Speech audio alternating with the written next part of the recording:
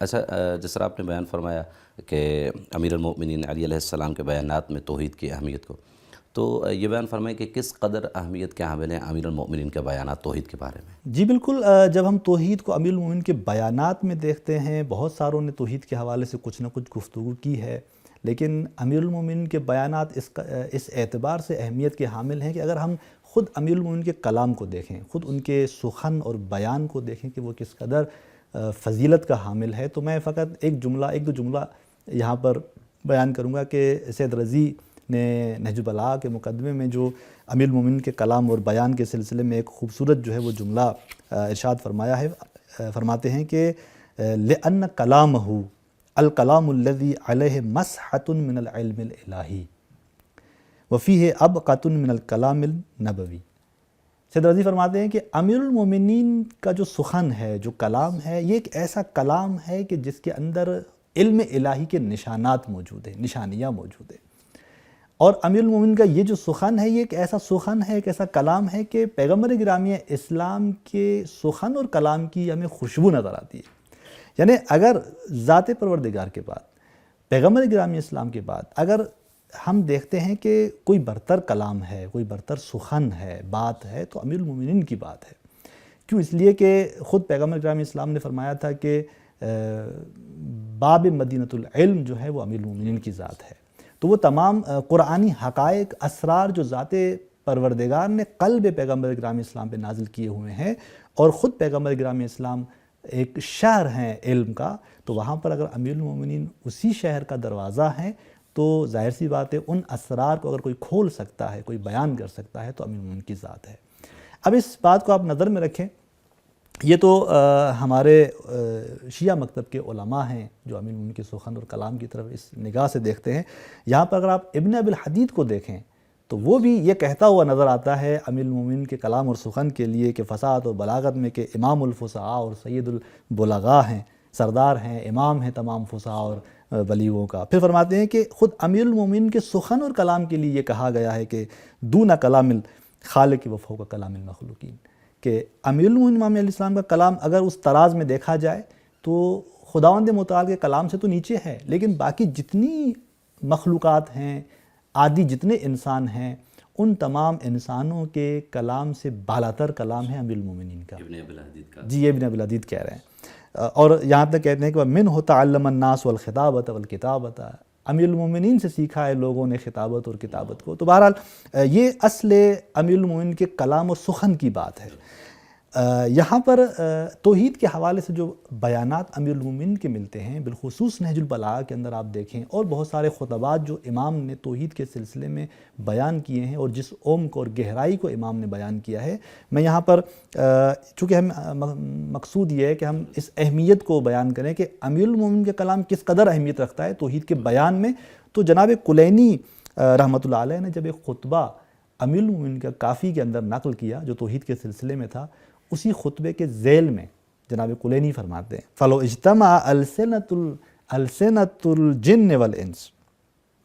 کہ اگر جمع ہو جائیں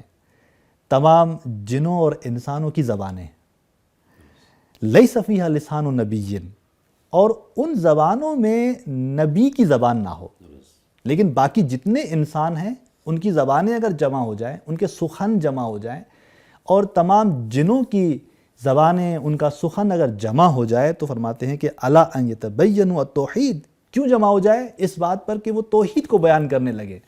بمثل ما اتا بہی، اور وہ لانا چاہیں اسی سخن کا مانند اور مثال جو امیر المومنین نے پیش کیا ہے۔ فرماتے ہیں کہ بے ابی و امی ما قدروا علیہ،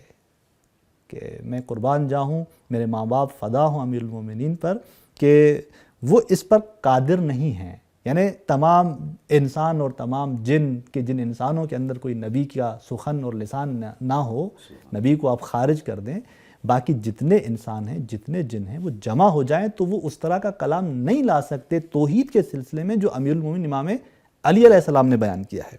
وَلَوْلَا إِبَانَتُهُ مَا عَلِمَ النَّاسُ كَيْفَ يَسْلُكُونَ سَبِيلَ التَّوْحِيدِ،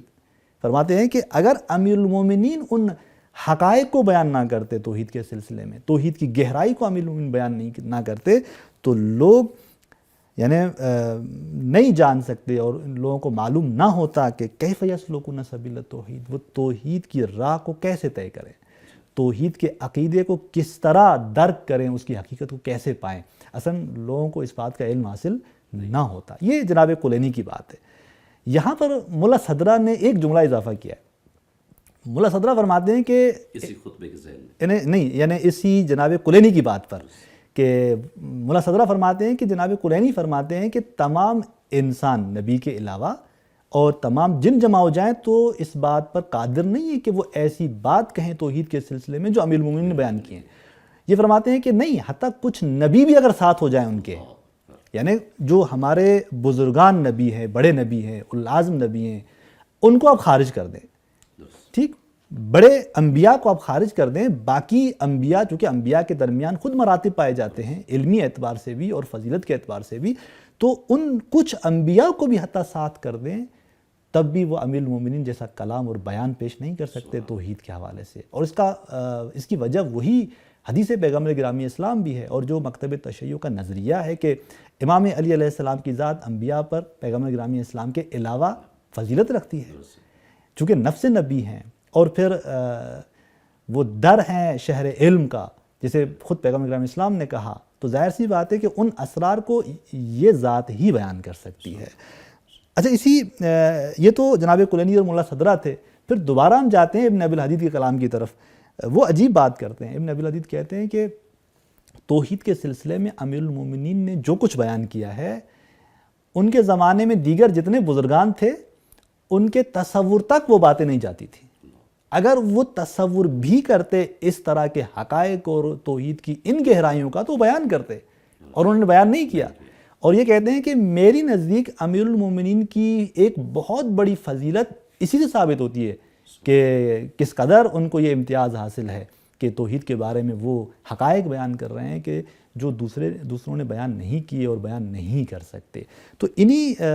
بزرگان کی ان کلمات سے یہ بات روشن ہو جاتی ہے کہ توحید کے سلسلے میں امام علی علیہ السلام کے بیانات کس قدر اہمیت کے حامل ہیں۔